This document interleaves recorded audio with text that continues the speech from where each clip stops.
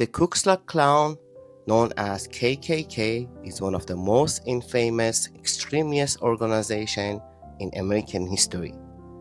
Born in aftermath of Civil War, it grew into a powerful movement fueled by white supremacy, fear, and political manipulation.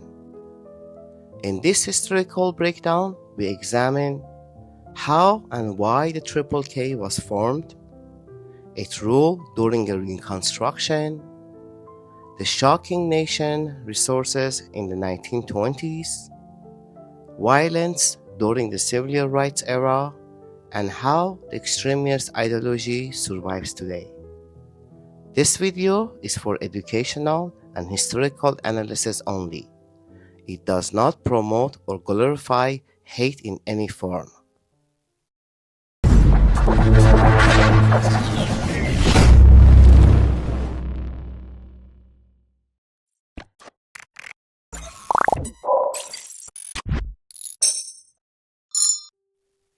America's darkest secret. When the most people hear the name of Ku Klux Klan, they think of white robes, burning crosses, and a racial terror. But the truth is far more complex and far more disturbing. The Triple K wasn't just a French hate group. At the time, it had million members and influenced politics across the United States. So, how did it begin?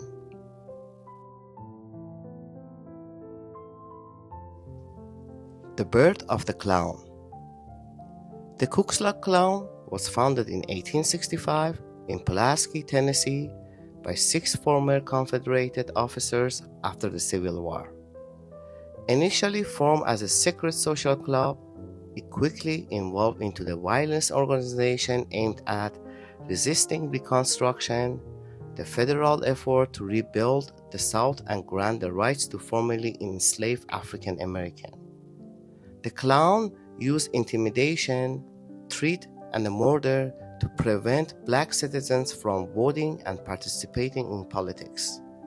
Their goal was clear: restore the white dominance in the South. Federal crackdown and collapse. By the early 1870s, Klan violences had spread out of control. The U.S. government responded with the Enforcement Act allowing federal interventions. President Grant cracked down on the group, and by the 1872, the first wave of the Klans had largely collapsed. But the ideology did not disappear.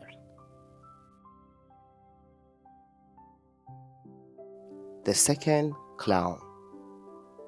In 1915, the Klan was reborn, inspired in the part of the film known as The Birth of Nation, which portrayed the original Klan as a heroic. This second wave expanded nationwide, not just in South. It targeted not only Black Americans, but also Catholics, Jews, immigrants, and anyone considered un-American.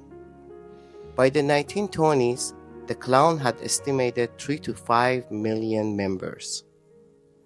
It influenced elections, held massive public rallies, and became a powerful political force. But internal corruptions and public scandals eventually weakened it.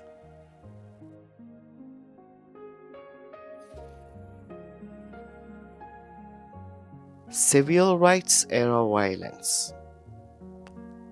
In the 1950s and 60s, the civil rights movement gained momentum. Klan groups reemerged to resist desegregations. They carried out bombing, threats, and violent attacks against the activities, churches, and the community fighting for their equality. Federal investigation intensified, and the public support for the extremist group declined as the media exposure revealed the brutality. The modern era. Today, the Klan-affiliated group exists, but are fragmented and significantly smaller. However, extremist ideology can evolve and reappear in a new form, often amplified through digital platforms. Understanding this history helps us to recognize the pattern of radicalizations, propaganda, and social divisions. Studying the Ku Klux Klan is not about revisiting the hate. It's about understanding how fear, misinformations, and the public instability can fuel the extremists. History shows us how dangerous organized hate can become when left unchecked. Education remains one of the most powerful tools against it today.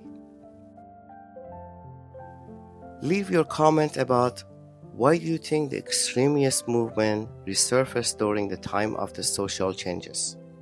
Don't forget to like, share, subscribe for more deep dive into the history, culture, and the world traditions. Thank you for watching.